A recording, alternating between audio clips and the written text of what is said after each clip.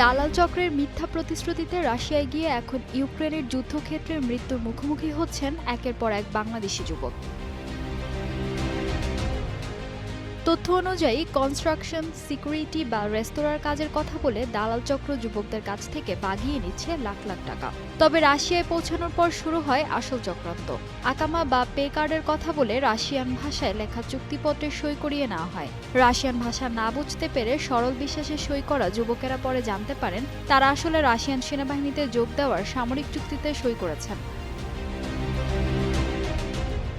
একটি ভুক্তভোগী দলের তথ্য বিশ্লেষণে উঠে আসে প্রতারণার এই ভয়াবহ চিত্র।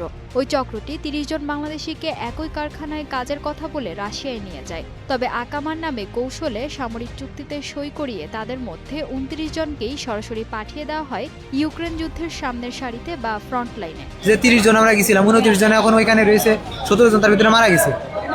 এদের নিয়ে আসার ব্যবস্থা করুক, আর এদের প্রতিটা ফ্যামিলির অবস্থা খুবই খারাপ। আমরা ৮,৩০,০০০ টাকা করে দিয়ে গেছি। আর এমন এমন ফ্যামিলি আছে যে যার শুধু মা আছে, বাবা নেই, আবার ফ্যামিলিতে একজনই শুধু মারা গেছে। এখন তার মা কি করবে? এই যে আমার পায়ের অবস্থা, আমার আব্বু ২বার হার্ট ব্লক করা রুগী, কাজ করতে পারে না, যার কারণে আমি ২১ বছর বয়সে রাশিয়ায় গেছি বিদেশে। কিন্তু এই যে আমার এই অবস্থা, আমার ফ্যামিলি কিভাবে চলবে?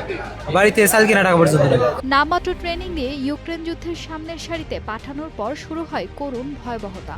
৩০ জনের সেই দলটির মধ্যে ইতোমধ্যেই ড্রোন হামলা ও সরাসরি গোলাবর্ষণে প্রাণ হারিয়েছেন ১৭ জন বাংলাদেশি।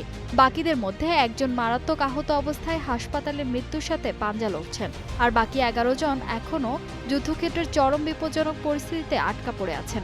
বেঁচে ফেরা মাত্র একজন ভুক্তভোগীর দাবি, খাবার ও চিকিৎসার অভাবসহ তাদের উপর চালানো হতো চরম শারীরিক নির্যাতন। তিনি নিজেও ড্রোন হামলায় গুরুতর আহত হয়ে পা হারিয়ে চিরতরে পঙ্গুত্ব বরণ করেছেন এবং পরবর্তীতে কূটনৈতিক সহায়তায় দেশে ফিরতে সক্ষম হয়েছেন। পরিবারের একমাত্র উপার্জনক্ষম সন্তানকে হারিয়ে আজ নিঃস্ব বহু পরিবার। জমিজমা বিক্রি করে কিংবা ৮ থেকে ১০ লাখ টাকা চড়া সুদে ঋণ নিয়ে যারা রাশিয়ায় পাঠিয়েছিলেন সেই স্বজনেরা এখন দিশেহারা।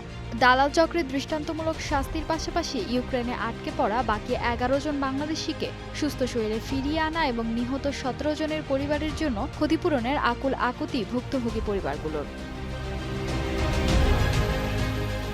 রাশিয়া কিংবা যুদ্ধপ্রবণ কোনো দেশে চাকরির প্রলোভনে পা দেওয়ার আগে এজেন্সি ও চুক্তিপত্রের সত্যতা যাচাই করা অত্যন্ত জরুরি।